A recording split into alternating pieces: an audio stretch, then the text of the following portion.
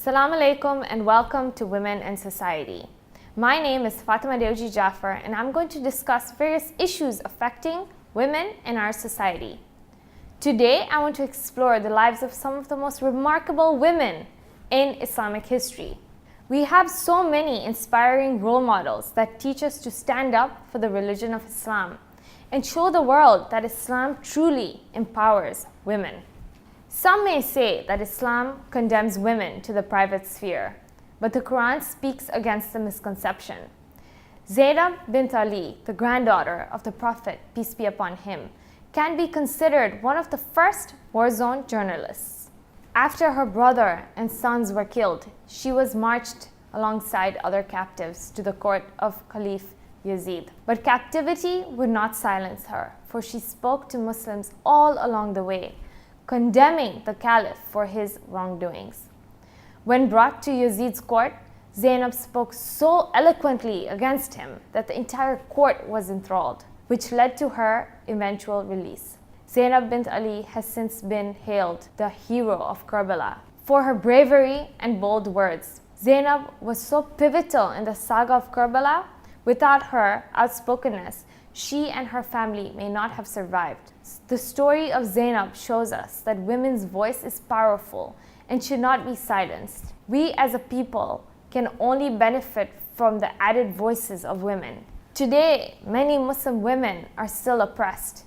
In Saudi Arabia, a woman's voice is considered awra and therefore should not be heard in public. This goes against what is written in the Quran and what Zainab, a direct descendant of the Prophet, peace be upon him, did thousands of years ago. This is a cultural tradition that uses religion as a mask. In the history of Islam, there are many empowered women who contributed greatly to the cause. The Prophet, peace be upon him's first wife, Khadija, was a powerful, wealthy businesswoman and undoubtedly the first person to embrace Islam. It's said that the number of her caravans was greater than all the other merchants of the Quraysh put together. She was given the title of Amirat Quraysh, meaning Princess of Quraysh, and Al-Tahira, meaning the Pure One, due to her reputation. Despite being one of the greatest businesswomen of her time, she never compromised her integrity or modesty, even though she was working in a male-dominated era. She was a woman of high morals, hiring only those that could meet these standards. Today we talk about the glass ceiling. Khadija shattered it 1,400 years ago. Khadija was the first person to put her wealth to the service of Islam, using her money to ransom Muslim slaves and to feed and clothe the poor. When the people of the Quraysh taunted the Prophet, peace be upon him, for being the poorest man in Makkah, she went out to the courtyard where they all stood and declared that she was gifting all her wealth to the Prophet Muhammad, peace be upon him. During the years of siege, Khadija spent her immense fortune on buying essentials like water, food, and clothing for the clan of her husband. She gave everything she had in the way of Islam. And when she died, there was not enough money in the house to buy a shroud. Fatima bint Muhammad, the daughter of the Prophet, peace be upon him, has a unique epithet of Al-Kawthar, meaning blessed abundance. She's the only person in the entire Quran to be called this, which is even more astonishing when understood in the context of this time. In the 7th century, girls were buried alive for the sole reason of being girls. In order to show how much love and respect one should give to their daughters, whenever the Prophet, peace be upon him, saw Fatima approaching, he would welcome her, stand up and kiss her, take her by the hand and sit her down in the place where she was sitting. Out of all the Prophet's children, it was Fatima who was closest to him and his greatest supporter. It's through her direct bloodline that the Prophet, peace be upon him, line continued. Amina al-Sadr was an Iraqi educator and political activist, known by her pen name Bint al-Huda. Amina was a singularly accomplished woman. Although she was from a poor family, she developed a talent for reading and writing, which she learned from her mother and brother. She went on to write for the Al-Adwa magazine and later became a main contributor. Her writing adhered her to the population of Iraq, especially to the women, who viewed her as a voice for their experiences. Amina articulated what a lot of Iraqi people could not.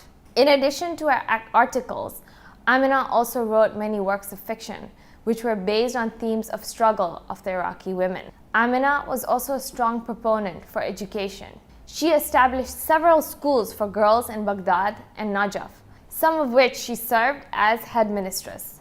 She played a significant role in the increasing religious awareness among Iraqi women.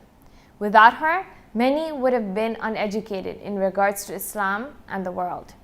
She became so influential that Saddam Hussein considered her a great threat. He had Amina and her brother Ayatollah Sayyid Muhammad Baqir al-Sadr arrested in 1980. After several days of torture, she and her brother were both executed by the regime. She died for her dedication to women, education, and Islam. Islam was not only a spiritual revolution, but a social one, empowering women to raise their voices and participate in the discourse of the world. Just as the first follower was a woman, the first martyr of Islam was a woman as well. The history of Islam is filled with female pioneers who took the initiative and paved the way for generations to come. I recall taking a class at Georgetown University, which was taught jointly by a Muslim imam, a Jewish rabbi, and a Christian priest. It was through this class that I experienced the value of interfaith dialogue, particularly in our modern globalized world. I was able to speak up about the unfair representation of Muslim women and how these misconceptions go against the core Islamic beliefs. I was also able to learn about both Judaism and Christianity, as well as experiences of my fellow classmates. In order to combat Islamophobia, Muslim women must speak up. We need to dispel the stereotypes with our own voices and show the world just how empowered Muslim women truly are. We must follow in the footsteps of our foremothers, including Zainab, Khadija, Fatima, and Amina. Truly, women have always played an important role in Islam, not just as passive witnesses, but as active participants. Women were the secret to the Prophet, peace be upon him, success in creating a historical narrative. By including both men and women, he was able to accomplish so much more. It's our duty as Muslim women to continue the tradition of feminism and educate the world. I hope you all enjoyed today's talk. I'd love to know one woman in Islamic history who has inspired you. What lessons did you take from her and how has it shaped you today? Feel free to share your thoughts through our Facebook and Twitter accounts.